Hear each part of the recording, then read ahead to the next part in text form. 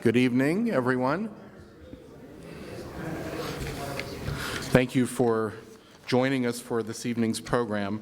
And the first thing I want to do, my mother always said, say thank you first. So I really want to thank the sponsors of tonight's program for their support. The Program in Judaic Studies, the College of Arts and Sciences, the Humanities Institute, and the Office of the Provost that have joined with our Hillel Foundation's Fran Zach Judaica Library and Resource Center to make this program possible. And we'd also like to acknowledge Dr. Zach, who is here, a retired professor of English here at Stony Brook, for her generosity in helping to provide greater access to the richness of Jewish literature to our community. Also, the Program in Judaic Studies has an auxiliary organization called Friends of Judaic Studies, and Professor Robert Hoberman from the Faculty in Linguistics and Judaic Studies is going to say a few words about that group. Hi, I'm Bob Hoberman. I'm one of the 4 faculty members around the university who teach courses in Judaic Studies areas. Stephen Spector over here is another one of them. Years ago, the Judaic Studies program had a much higher profile and visibility in the university and in the community at large. We had this organization called Friends of Judaic Studies, which brought together some money that enabled us to bring speakers and cultural events that we then offered to the public. Fundraising for that organization stopped for various bureaucratic reasons a good many years ago, and I think that the money is now all spent. In fact, I think that our sponsorship of today's lecture wipes out that budget saved up over those years. But we were thinking that we ought to revive this and again continue or resume sponsoring cultural events and other things like that.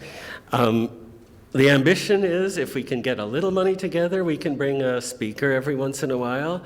A little bit more than that, we can maybe offer some additional courses that we're not able to now for the students.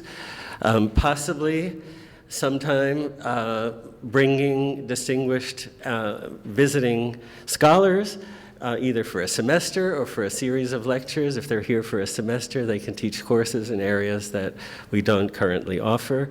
And maybe, ideally, someday, to have an endowed chair in Judaic Studies to make sure that the program is perpetuated beyond the individuals who are actually here now and who are in their different departments. So I'm going to pass around this list with a pen, and if you're interested in being on our mailing list, which I hope will not just include asking you for things, but also telling you things that we can offer you sometime. You can put your name and address and email address on the list. So thank you. I'd also like to thank the University Bookstore for making copies of Judith Shulevitz's book available tonight. So that when the program is over, if you'd like to purchase a copy and have it signed by the author, you may do so at this table here. One of my teachers, when I came to be a Hillel rabbi, was very fond of saying that part of our role is to bring the objectivity and the scrutiny of the academy to bear upon Judaism, and to bring the values of Judaism to bear upon the academy. So participating in the intellectual life of the academy is an exercise in the study of our own community has given birth to an entire body of literature and even a field of study, Judaic studies, that is making very important contributions to our understanding of Judaism and the Jewish people. I began to read this book with my rabbi hat on, or my rabbi yarmulke, and as I read further, I found myself more with my historian hat on, particularly my American historian hat. And at the end, I was back to my rabbi hat. In many ways, I think that is the genius of this book and surely of its author. Judith Shulevitz has written a very personal book about what for many people is a very personal observance. but she's recontextualized it so that we are forced to examine the phenomenon of the Sabbath from a different vantage point. Doing this is not necessarily for the theologically faint of heart, but it challenges us to rethink what many take for granted or accept as part of their lives without critical examination. And for that, we are very indebted to this author for this contribution to the understanding of one of the cornerstones of civilization, the Sabbath. Our speaker tonight, Judith Shulevitz, has been an editor with a passion for starting new publications, notably Lingua Franca and Slate. She's been a contributor to the New York Times Book Review, to Slate, to the New Yorker, and the New Republic, where she is now a contributing editor. Her book, about which she will speak tonight, The Sabbath World, Glimpses of a Different Order of Time, has garnered many prestigious awards, including the American Library Association's 2011 Sophie Brody Medal for Jewish Literature, and is a finalist for the National Jewish Book Award. It was named one of the New York Times 100 Notable Books for 2010, and one of the 5 best nonfiction books of 2010 by the Jewish Daily Forward. Please join me in welcoming Judith Shulevitz.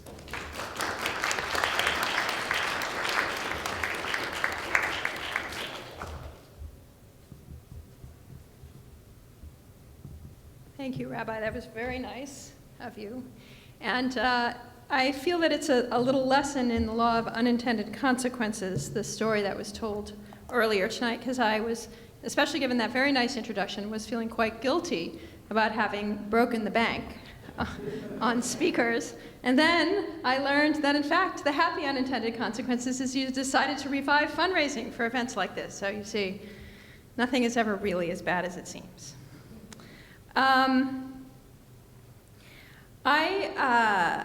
I'm going to start by making a claim that doesn't go over too well when I make it in synagogues, where I often speak, although I often speak at universities, and happily, I often speak at churches, which is maybe where I like speaking best, because people don't know what I have to say, so they never question it, but they don't know the material as well. But it's also Christians are very eager and interested to they're very envious of our Sabbath and eager to hear about it. But what I'm about to say is that I think most of us in this room are probably not in the habit of thinking of the Sabbath as something we could learn lessons from, right? The title of this talk is What an Ancient Institution Has to Teach Us in These Postmodern Times. And we don't think of rituals as something from which we learn lessons. Rituals are something we do, and I think more to the point here, we think of them as relics, holdovers from more religious times. And those of us who live in a disenchanted Euclidean world, the very idea of a holy day, right, which is what the Sabbath is, it's sort of the quintessential holy day, feels kind of absurd, superfluous. Holy days, the very category of the holy feels odd on our tongue, I think, when we talk about it. Anyway, holy days were once meant to open up the heavens for a glimpse of time on a cosmic scale, and now they're holidays, right? They're meant for skiing trips or preschool parties.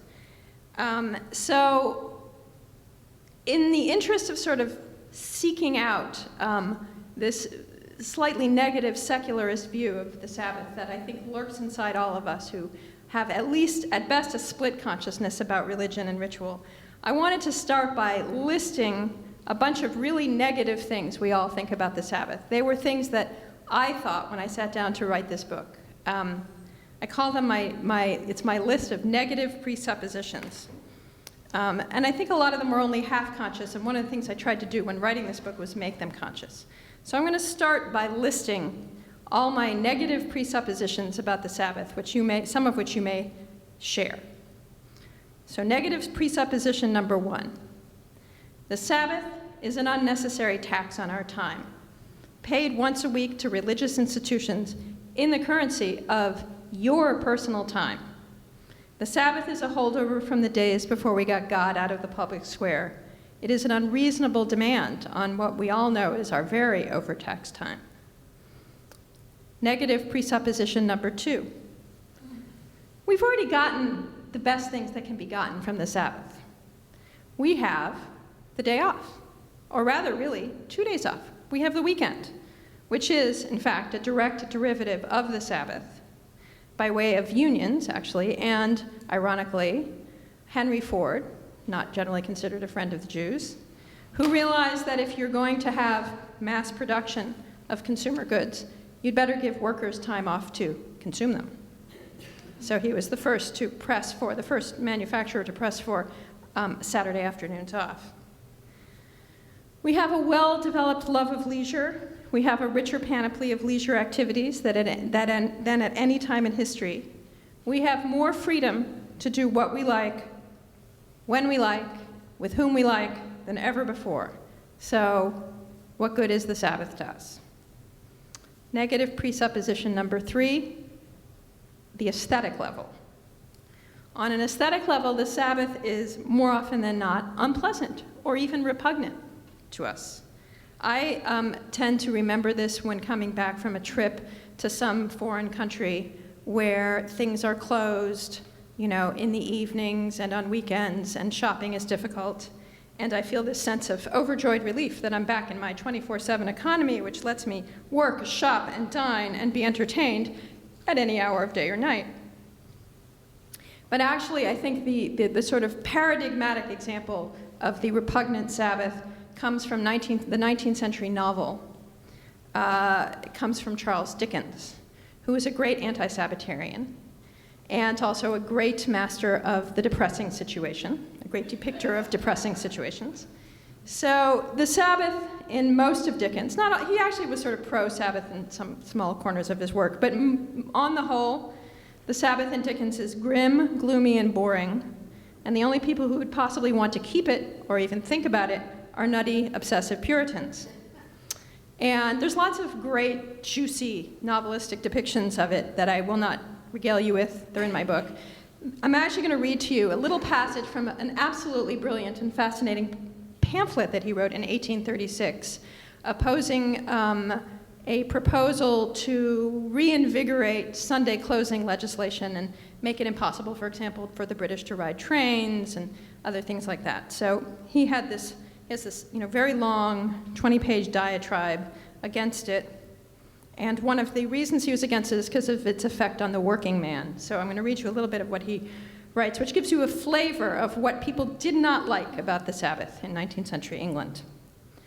Sunday comes and brings with it a day of general gloom and austerity. The man who has been toiling hard all the week has been looking towards the Sabbath not as to a day of rest from labor and healthy recreation, but as one of grievous tyranny and grinding oppression. The day which his Maker intended as a blessing, man has converted into a curse. Churn into the streets and mark the rigid gloom that reigns over everything around. The roads are empty, the fields are deserted, the houses of entertainment are closed. Bend your steps through the narrow and thickly inhabited streets and observe the sallow faces of the men and women who are lounging at the doors or lolling from the windows. Regard well the closeness of the crowded rooms and the noisome exhalations that rise from the drains and kennels, and then laud the triumph of religion and morality, which condemns people to drag their lives out in such stews as these. So, I feel I've justified the word repugnant with that quote. Negative presupposition number 4, this is sort of the Jewish negative presupposition. The Sabbath is not a day of rest and relaxation, it is a day thickly crowded with rules, weird rules, about what you can and cannot do, formulated in an entirely different time to respond to entirely different conditions. What could these outmoded rules have to tell us about how to, say, relax in our stressful world? This is a slightly weird proceeding, but I am actually going to quote from a review of my book, which I thought was a very beautifully written review. It was written by a woman who had been Orthodox until her first marriage broke up, and then became and is now a sort of famous atheist. And novelist. But she writes, and she actually liked the book, which was sort of shocking, but she started by talking about her Sabbath. As a working mother with a long commute, my day of rest required maniacal activity, especially in the winter months when the sun set early. The Jewish calendar listing the minutes for lighting the Sabbath candles hung on the wall next to the stove. Its imperious ukaze, it's like diktat or order, whipping me into a frenzy to complete the cooking and baking by the appointed moment. At winter's bleakest, this arrived at 4:03. 4:03. The laws of the day decreed that after that instant, there could be no food changed from its raw state to cooked, no fire kindled, and by extension, no electricity turned on or off. By the time the minute hand moved into place, 3 challahs had to have been baked, a multi-course dinner prepared for the evening repast, festive food cooked for the next day as well. The children had to be bathed and dressed, and me too, since to beautify oneself for the Sabbath is a requirement. The prohibitions of the day played havoc with the rest of my life as well. Writing is forbidden on the Sabbath. Reading is allowed, but I could take no notes. Unable even to underline, I devised systems of using hairpins to mark important places in the text. I didn't dare ask the rabbi for his permission. So, given my 4 negative presuppositions, why are we wasting our time thinking and talking about the Sabbath? What does it have to offer us? What was I thinking when I sat down to try to write this and had all these thoughts crowd into my head? I will tell you what I was trying to think. I was trying to think that to have become a big enough and important enough practice to have swallowed up a full 1/7 of people's lives for at least 3,000 years, the Sabbath must have had something to recommend it. It must have had some appeal. And here was my hunch. If I could figure out what that appeal was, I would be on to some ideas about work and rest and the proper use of time that I thought might be fading from our modern consciousness, along with the laws that keep you from buying beer on Sunday. Just so I don't leave you disappointed, I am not now going to rebut all the charges I've just laid out against the Sabbath. For that, you will have to read my book. And instead, I'm going to do something much more fun, which is bring you inside the process, the sort of weird, rambling, confused process that led to my interest in this subject, which I hope will then illustrate a point about the Sabbath. It's not just me nattering on about myself, although it's that too. So, personal confession. Thinking about the Sabbath when I first started to think about the Sabbath was not an intellectual exercise for me. I wanted it to be, and I like to pretend that it was.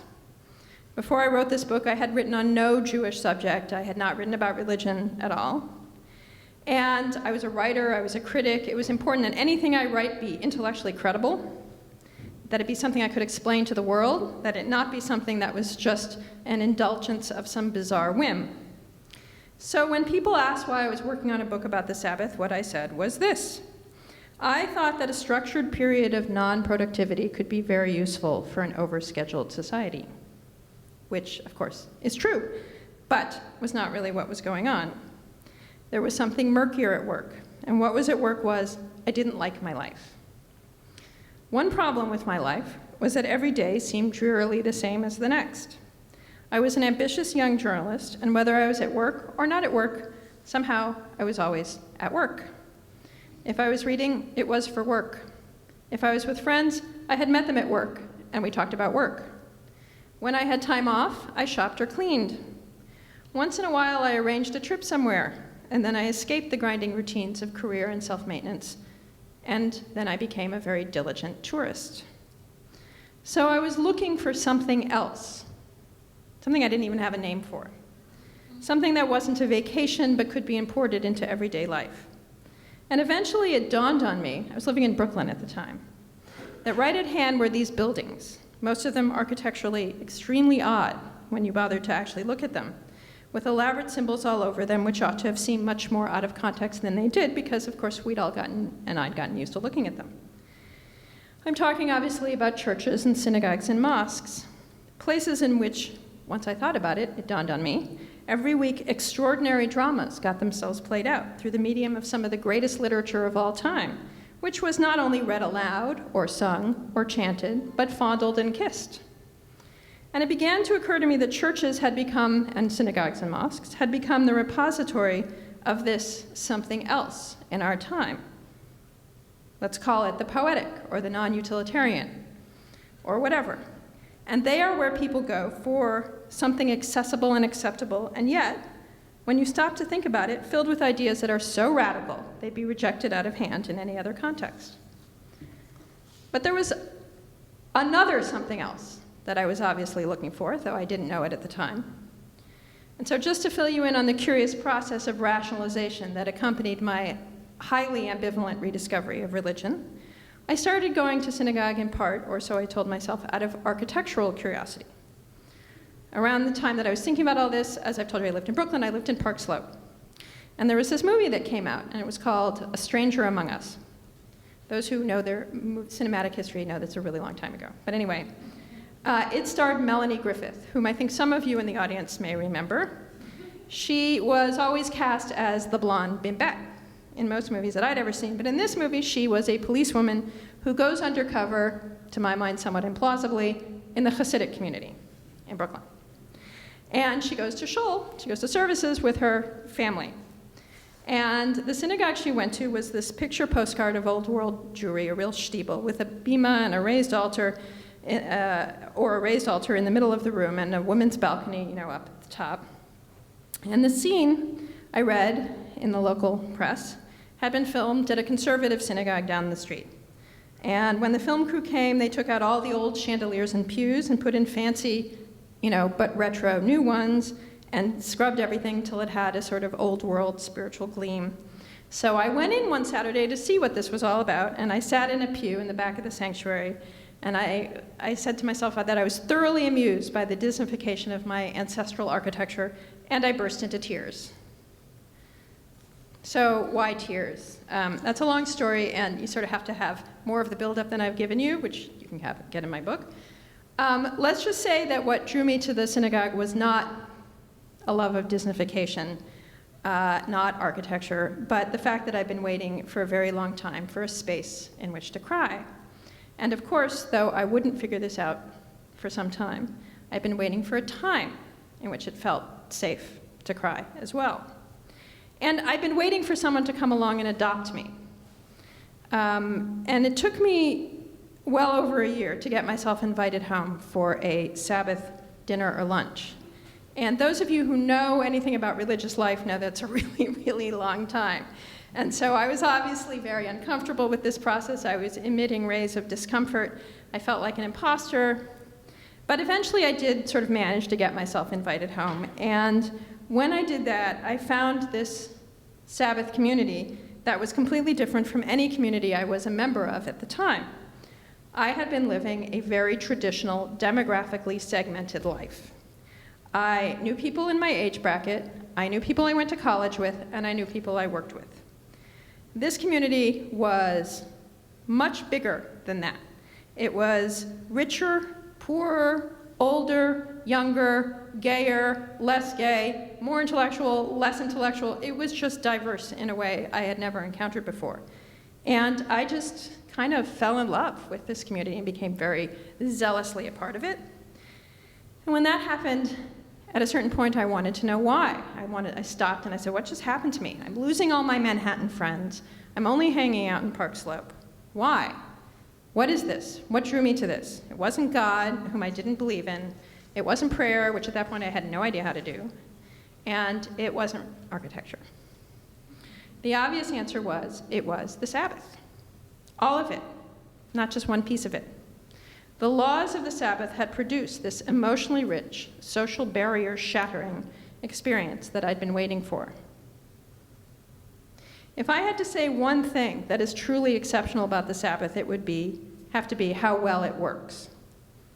So imagine that there was a job called social architect, and you had it. Your job description would be dreaming up the perfect society, drafting the blueprint for it, overseeing its construction from scratch. Just to be clear that I know and you know that this is not a job you're ever going to have. If you did have it, you would be deposed as a tyrant. It's not a real job. But let's just say that you, except in some unhappy cases, let's just say that you do have it. You cast around to see what's out there in the world for you to model your new society on, and you stumble upon the Sabbath. If a strong community life was high on your list of things you wanted to promote in your new society, you would quickly realize you'd found a very good way to achieve that. The Sabbath is very easy to reconfigure as a 4-step program for forging community spirit. Step 1, you write laws to limit work time. That makes room for other kinds of time: rest time, recreational time, family time, time for friends and guests, and of course, if this happened to be something you wanted to be a part of your society time for God. Step 2, you would designate one particular day off as everybody's day off. That would coordinate schedules so that people across a wide range of occupations and social classes would all have to stop working at the same time and be forced to deal with one another. Step 3, you would order that that day off be taken every single week rather than now and again, so that not working at that time would become a regular habit. Once a weekly rhythm of work and rest had become ingrained, it would set your community apart. A distinct schedule would establish clear boundaries between your society and all others, and boundaries are wonderful ways for ensuring the collective cohesiveness of a group. And step 4, and to my mind, the most important step, you would make the day festive, filled with song, wine, food, nice clothes. People would come to look forward to the day as a treat, rather than experiencing all its restrictions that you just listed in steps 1 through 3 as a burden. So that's the way the Sabbath works. That's what it does. That's its efficacy, as sociologists would say. All ideas about God, commandedness, and morality aside, and I want to be clear that I don't set them aside permanently, either for the purposes of this talk or in the book, but just for this point, all ideas of those things aside, the Sabbath is a social technology in the purest and oldest sense. It is a machine for building community. So that was the first big lesson I got from the Sabbath. It took me longer to begin to hear the second lesson. It had a deeper and more political resonance. But when I did, I realized that the fundamental idea behind the Sabbath is so simple, so completely obvious, yet so radical it is practically invisible. But it's right there in the fourth commandment. 6 days shalt thou labor and do all thy work. But the seventh day is the Sabbath of the Lord thy God. In it thou shalt not do any work, thou, nor thy son, nor thy daughter, thy manservant, nor thy maidservant, nor thy cattle, nor the stranger that is within thy gates. To grasp how radical that was 2,500 years ago, which is when the priests who were writing what is now the Torah were codifying what was essentially existing social practice, right? You have to know that when they did that, there was nothing else like it in the world, and never had been. It was that truly rare thing, an actual original idea. There were holy days, or as the 19th century anthropologists used to like to call them, taboo days, that were rather like the Sabbath in the ancient world. So nothing comes from nothing. There are a lot of theories about where the Sabbath comes from. I go into them in my book, but I will not now because it's long and complicated and boring. But the one that I find the most persuasive posits that it may have been taken over from a Babylonian custom involving something called the Ume Lemnuti, evil or inauspicious days, which fell on the 7th, 14th, 21st, and 28th days of the month. And for those who like Borges, they will appreciate this detail, possibly also the 19th. On those days, according to the ancient texts, now this is very cool because there are not a lot of artifacts that speak about what the early Sabbath looked like, or certainly what the precursors to the Sabbath looked like. But we have this text, and if you buy that this is the source of the Sabbath, then we have, the Ur Sabbath right here. So according to these texts, the shepherd of the peoples, the king, must not eat cooked meat or baked bread, must not change his clothes or put on clean clothes, must not offer sacrifice, must not go out in his chariot or exercise his sovereign power. The priest must not deliver oracles, and the physician must not touch the sick. It is an unsuitable day for any kind of action. So note the differences with the Sabbath. The Ume Lemnuti have to do with the king not doing certain things, and the priest and the physician. The Sabbath says nothing about kings or priests. It is for everyone. That was new.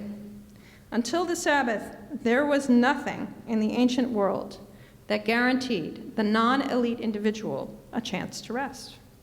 Kings could rest, and presumably priests, and certainly noble men and women who rested all the time because they had slaves, but certainly not the slaves or the cattle or the strangers in the gate.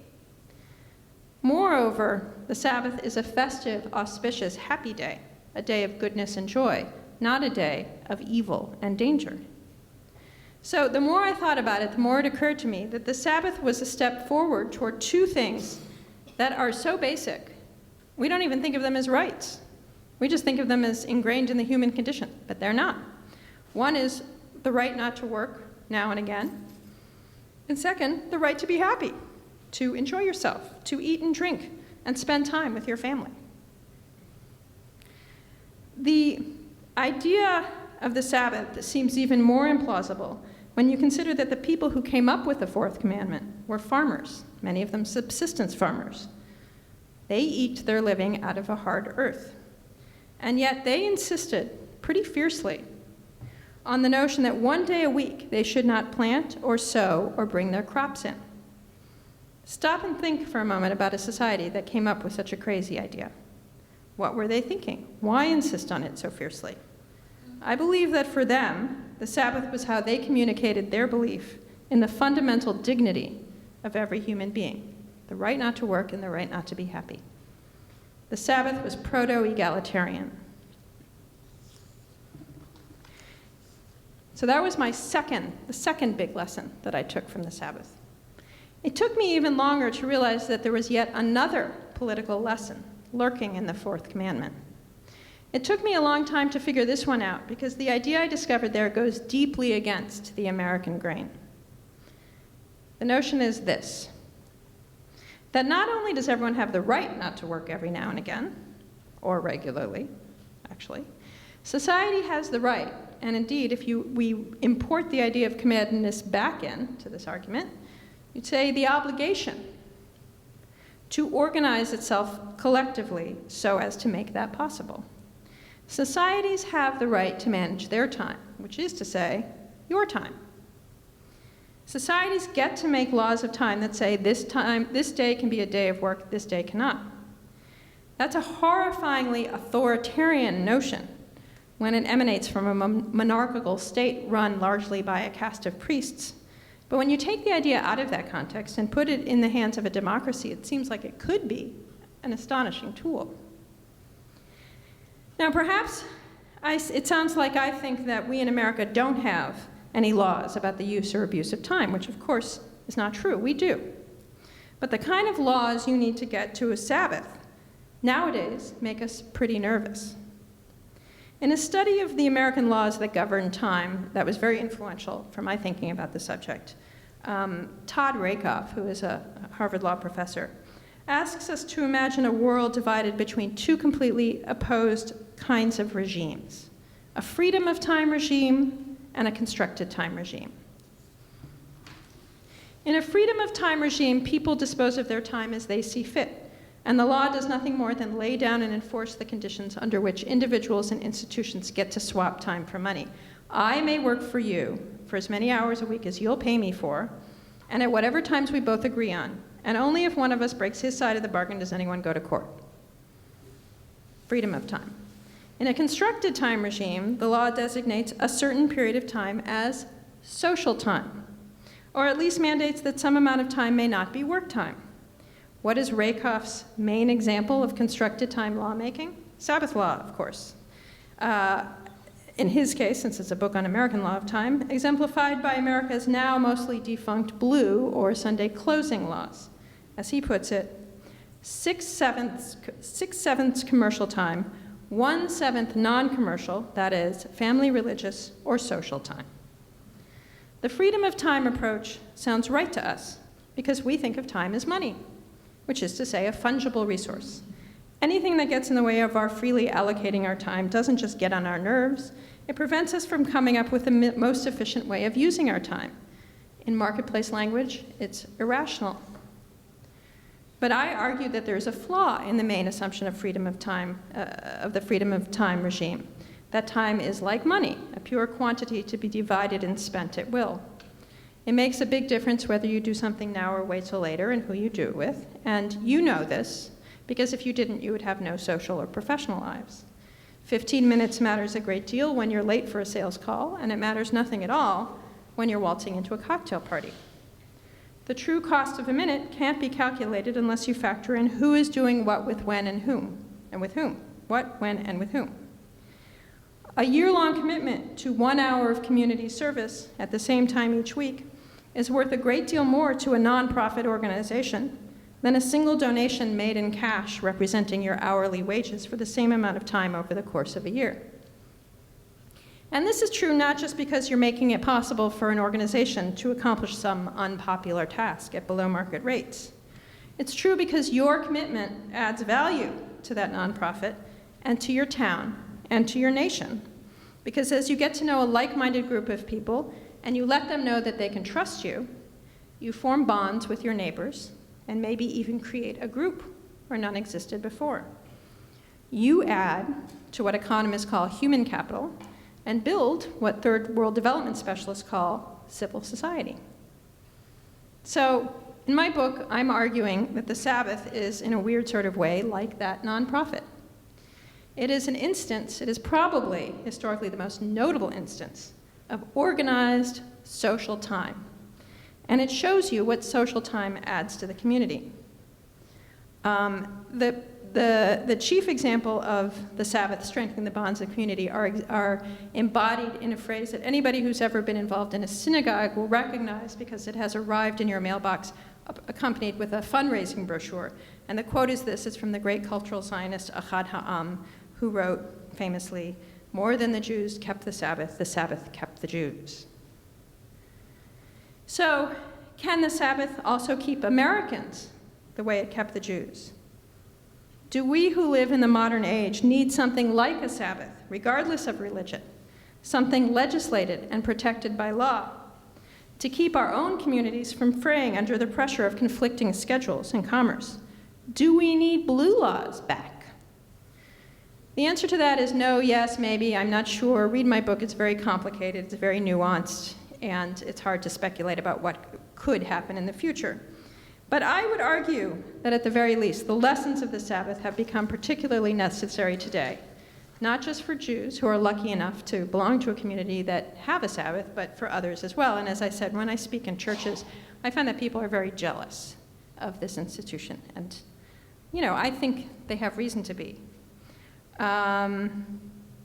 Is it possible to imagine what might happen to family or community life without the regular, that is to say, habitual and scheduled coordination of together time? Yes, it is possible, because we've seen what happens when a society dispenses altogether with a common calendar that makes it possible. In 1929, 1 year into the Soviet Union's first 5-year plan to speed up industrialization, the Council of People's Commissars adopted a continuous work week so that no production facility ever need lie idle. What they did was this. They divided the working population into subgroups and staggered each group's day of rest. At the same time, the council reduced the week from 7 days to 5 by simply eliminating Saturday and Sunday. I bet most of you did not know that in the Soviet Union in 1929, Saturday and Sunday were banished. This was probably meant as an attack on religion, since both days were tainted by their association with their respective churches. So in my book, I quote a historian, or I rely heavily on a study by one historian who wrote, "The Soviet authorities essentially divided the entire society into 5 separate populations, staggered vis-a-vis one another like the different voices in a polyphonic 5-voice fugue," unquote. On any given day, 80% of the workforce would be at work, and 20% would be at home, but not necessarily with the rest of their families. By then, many Soviet women worked, and no effort was made to coordinate their schedules with those of their husbands and children. In fact, the reformers may even have had in mind to break up families, since after all, the family was a bourgeois institution, which pushed back against the state. But the worker, on his or her day off, was hard-pressed to come up with much company. Clubs, shows, even, God forbid, churches, struggled to stay open, since none of them could attract much, a sort of critical mass of attendance on any given day. Workers' meetings puttered to a halt. Only 1/5 of the workers could show up at any given time. Bored and lonely, Soviet workers had no choice but to socialize with people who were on the same schedule. Each day was unofficially given its own color. The first day was yellow, the second day was peach, and so on.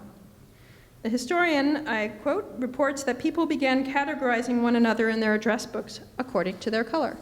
So you might be peach in somebody's address book, or purple. What made the continuous work week a flop from Stalin's point of view, however, was that it slowed production. Workers resented the strain on family life, and they didn't like the new schedule's effect on the workplace either. To deal with workers' absences every 5th day, managers had to move people around, assigning them to fill in on this task or that one. Workers felt cut off from their jobs, from their machines, from their family of coworkers, from everything that had previously given them a sense of pride and ownership and pleasure in their work. In June of 1931, Stalin gave a speech in which he said that as a result of the continuous work week, we have the lack of any sense of responsibility, careless handling of machines, mass breakage, and the absence of an incentive to increase the productivity of labor. 5 months later, the council discontinued the new schedule, although it waited 9 more years to reinstate Saturday and Sunday. Could we unwittingly be doing the same thing to ourselves, cutting ourselves off from each other, discombobulating ourselves temporally? We are certainly undergoing a sea change in terms of the way we manage our time. For the centuries that followed the invention of public clocks, which were on church towers, right, in the middle of town, everybody synchronized they didn't have watches, but they synchronized their day around these public clocks. And ever since then, we have all been on the same basic temporal schedule.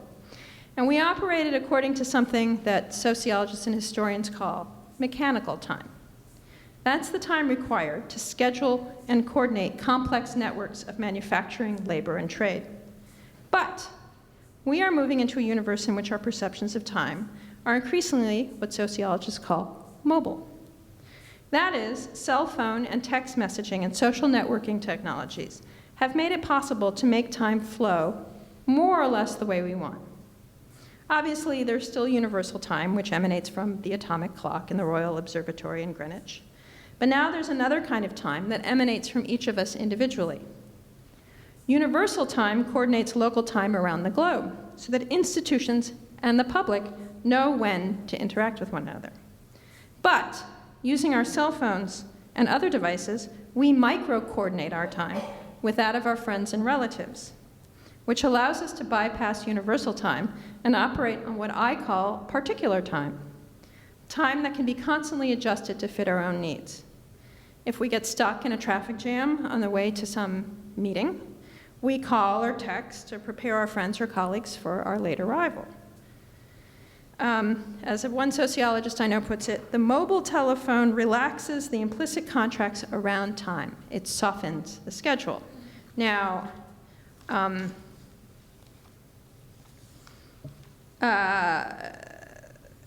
I don't necessarily think this is always a bad thing. As a working mother, I would be a hypocrite if I stood here and said, the cell phone doesn't make my job as a very peripatetic writer, mother, speaker possible, because I'm always sitting there sort of coordinating many different kinds of particular time and trying to make it all work in terms of childcare. So there are really good things about this kind of time. But being in perpetual contact can also make us feel as if time is in charge of us. In that case, we may be experiencing what sociologists call the Lazarus effect, the nagging consciousness of dead time that wouldn't strike us as wasted if we didn't have an iPhone in our hands. Micro-coordination, being more efficient, also sets a more exacting standard of time use. It used to be possible to wiggle free of the Lazarus effect by taking yourself off the grid, but that option is fast disappearing. I used to go on vacation in the Catskills, in a town so small and so poor that they didn't have broadband. But of course, now they do. And so I can no longer lie to my friends and claim that I will not be checking my email for 2 weeks, because I don't have broadband. When, of course, I was driving to internet cafes to get it anyway, but, I didn't have that. I no longer have the excuse not to answer my email that I used to have. We need the Sabbath to protect us from our own urge not to waste time, our own urge to be hyper-productive, by making use of our gadgets. Anyway, that's what I thought when I finished the book and published it. Since the book has come out, I've come to think that we also need the Sabbath to protect us from our addiction to wasting time on those gadgets. In the time since I've published this book, a number of other books have come out making pretty persuasive cases that these devices are actually, in a chemical way, in a hormonal way, addictive, that we become dependent on, say, the surge of dopamine that we get when we open an email. Recently, there was a book that came out by Sherry Turkle, who was a sort of heroine of mine in the 90s. I was working at an internet magazine, and she was very pro-internet, and she has changed her mind completely, and now thinks that in addition to the internet changing our brains, it's changing our ability to relate socially to one another, that we've become addicted to the kind of pain-free, friction-free social interaction made possible by, I don't have to list the brands. And I will, since a relative of mine is in the audience, I'll throw in an anecdote from a family vacation I was on recently, where I was on vacation with my husband's family, which is a wonderful, conversational, highly literate and literary family that loves to sit around after dinner and thumb through books and quote books and chat and look at each other. And the last vacation we were on, which was a winter vacation, I suddenly realized something was quite different. We were all sitting around after dinner and we were all chatting amiably, and it was all very pleasant, but I suddenly realized that in the 3 months since I'd seen everybody, they'd all bought iPads. And we were all sitting around.